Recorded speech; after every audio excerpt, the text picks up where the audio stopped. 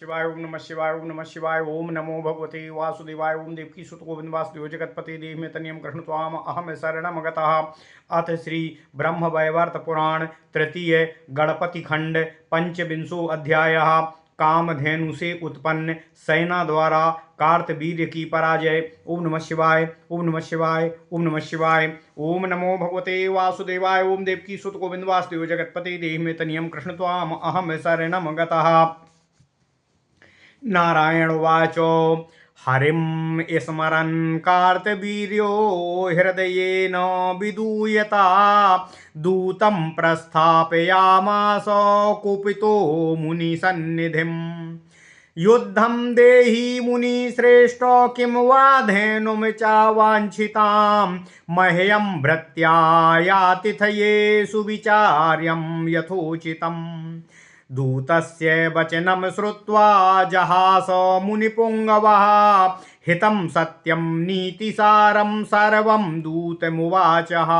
ओम नमः शिवाय ओम नमः शिवाय। मुनिरुवाचो दृष्टो नृपो निराहारः समानीतो मया गृहं विविधं च यथाशक्त्या भोजितश्च यथोचितम्। कपिलां याचते राजा मम प्राणाधिकां बलात् तां दातुमक्षमो दूतं युद्धं दास्यामि निश्चितम्। मुनेस्तद्वचनं श्रुत्वा दूतः सर्वमुवाचः नृपेन्द्रं च सभामध्ये सन्नाहय संयुतं भिया। मुनिश्च कपिलामाह साम्प्रतं किं करोम्यहं कर्णधारं विना नौका तथा सैन्यं विना मया। कपिला च ददौ तस्मै शस्त्राणि विविधानि च युद्धशास्त्रोपदेशं च सन्धानं चोपयोगिकम्। जयो भवतु ते विप्र युद्धे जेष्यसि निश्चितम् तव मृत्युर्न भविता सत्यमस्त्रं विना मुने। नृपेण सार्धं ते युद्धं युक्तं ब्राह्मणस्य च दत्तात्रेयस्य शिष्येण व्यर्थं वै शक्तिधारिणाम्। इत्युक्त्वा कपिला ब्रह्मन् विरामो मनस्वनी। ओम नमः शिवाय। मुनिर्मनस्वी सैन्यं च सज्जीकृत्य ततो मुने गृहीत्वा सर्वसैन्यं च सा जगाम रणाजितं। राजा जगाम युद्धाय ननामो मुनिपुङ्गवम् उभयो सैन्ययोर्युद्धं बभूव बहु दुष्करम्। राजसैन्यं जितं सर्वं कपिलासेनया बलात् विचित्रं च रथं राज्ञो बभञ्जे लीलया रणे। धनुश्चिच्छेद सन्नाहं सा सेना कपिली मुदा नृपेन्द्रः कापिलेयानि जेतुं सैन्यानि चाक्षमः। सैन्यान्वितं शास्त्रवृष्ट्या न्यस्तशस्त्रं चकार सा शरवृष्ट्या शास्त्रवृष्ट्या राजा मूर्छामवापः। ओम नमः शिवाय। किंचिदशिष्टं बलं राज्ञः किंचिदेव पलायितं मुनीन्द्रो मूर्छितं दृष्ट्वा नृपेन्द्रो मतिथिं मुने। ओम नमः शिवाय ओम नमः शिवाय। ओम नमो भगवते वासुदेवाय ओम देवकी सुत गोविंद वासुदेव जगतपते देहि मे तनियम कृष्ण त्वाम अहम शरणम गतः। ओम नमः शिवाय ओम नमः शिवाय।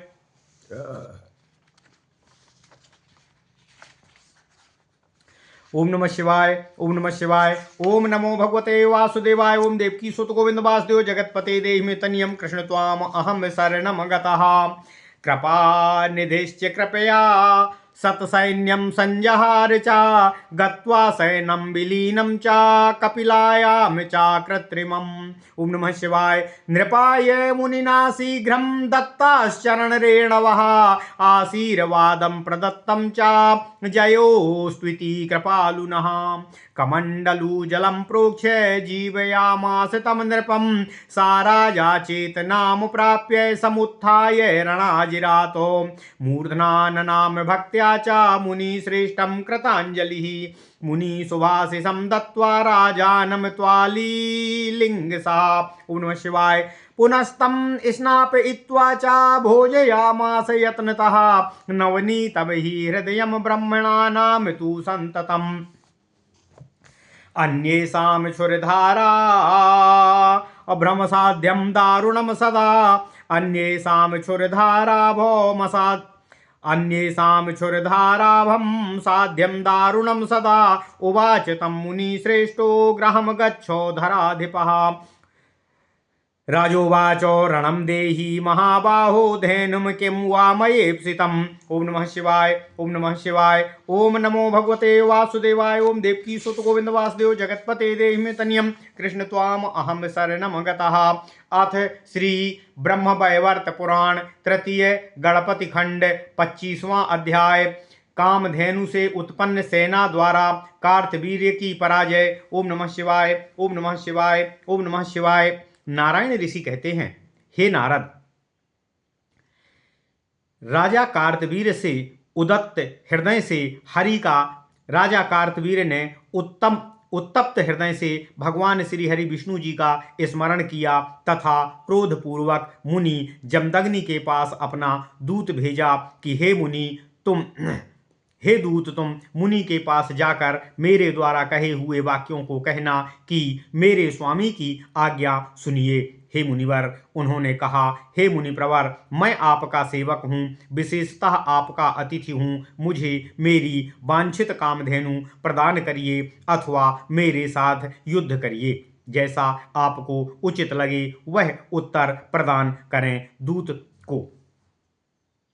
हे नारद, नारायण ऋषि कहते हैं, दूत ने राजा का वचन आकर जब मुनि से कहा तो दूत का वचन सुनकर मुनि जमदग्नि ने दूत से हंसते हुए हितप्रद बातें कहीं, सत्यपूर्ण नीति युक्त बात को कहा। मुनि कहते हैं,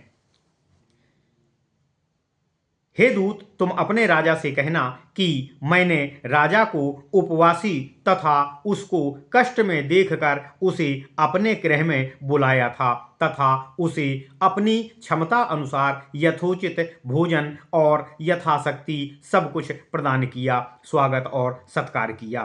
तथापि बदले में वह राजा मुझे प्राणों से भी अधिक मेरी कपिला गौ को बलात् ही मांग रहा है। शक्ति और सामर्थ्य के कारण मुझसे छीनने का प्रयत्न कर रहा है। यह मैं उसे कदापि प्रदान नहीं कर सकता, अतः मैं राजा से युद्ध के लिए तैयार हूँ। दूत ने ऋषि का यह कथन सुनकर सभा में जाकर राजा से कहा। जो मुनि ने दूत से कहा था वह सब धर्मधारी राजा से दूत ने यथावत कह दिया। उधर मुनि जमदग्नि ने भी कपिला गौ से कहा, अब मुझे क्या करना चाहिए। जैसे कर्णधार केवट के बिना नौका की कोई स्थिति नहीं होती, उसी प्रकार मेरे बिना समस्त सैन्य की कोई स्थिति नहीं होगी। कपिला गौ ने मुनि का कथन सुनकर मुनि को नाना प्रकार के अस्त्र शस्त्र प्रदान किए। उनको कपिला ने युद्ध शास्त्र का उपदेश तथा युद्ध में उपयोगी अन्य सभी वाक्यों को कहा।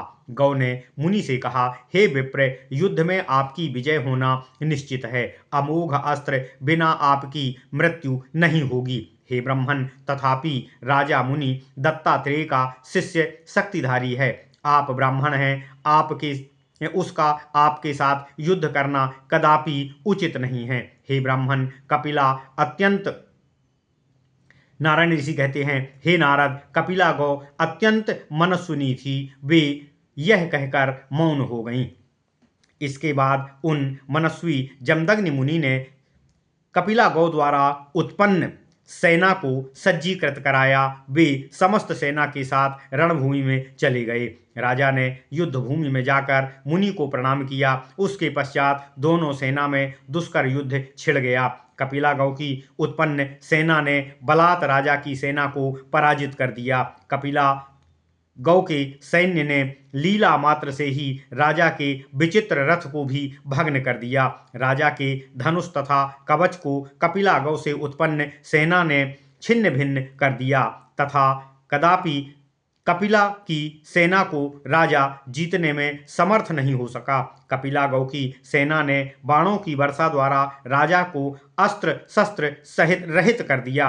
तदनंतर राजा भी इस सरवर्षा से कातर होकर वह मूर्छित हो गया। ओम नमः शिवाय, ओम नमः शिवाय। नारायण ऋषि कहते हैं, हे मुनि नारद, उस समय उसकी कुछ सेना मृत हो गई, कुछ सेना भाग गई। हे नारद, कुछ उस मुनिवर की सेना कृपानिधि मुनिप्रवर अतिथि राजा को मूर्छित देकर दया से भर गए तथा उन्होंने समस्त कपिला सेना को विसर्जित कर दिया। कपिला की कृत्रिम सेना कपिला में ही पुनः लीन हो गई। इसके बाद उन मुनि ने राजा को अपना चरण रज प्रदान किया, अर्थात अपना चरण स्पर्श कराया। उन मुनि ने राजा को शुभ आशीर्वाद दिया कि तुम्हारी जय हो। तदनंतर अपने कमंडल का जल छिड़ककर राजा को मुनि जमदग्नि ने पुनर्जीवित कर दिया। मुनि की ऐसी कृपालुता थी, वह राजा अब चैतन्य होकर रणभूमि से बहिर्गत हो गया। उसने मुनि को भक्तिपूर्वक हाथ जोड़कर तथा नतसित होकर प्रणाम किया। तब राजा का मुनि ने आलिंगन किया तथा उसे शुभ आशीर्वाद भी प्रदान किया।